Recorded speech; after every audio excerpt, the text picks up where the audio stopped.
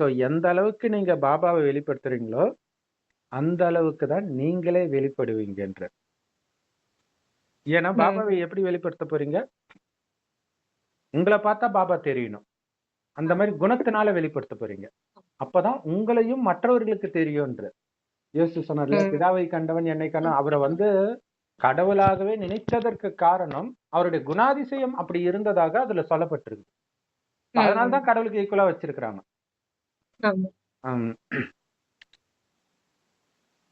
அப்ப கடவுளின் வெளிப்பாட்டுலதான் உங்களுடைய வெளிப்பாடே அடங்கி இருக்குதுன்ற. கடவுளுக்கு சமமா நீங்களும் ஆகி மற்றவர்களையும் மாத்தணும். புரிஞ்சுதா? இந்த குழு சாதாரண குழுல நினைத்த எதையும் சாதிக்கும் குழு. இந்த பெட்டிக்கு வந்திருக்கக்கூடிய சகோதர சகோதரி குழு. நீங்க நினைத்தால் உலகத்தையே கூட மாத்த முடியும்.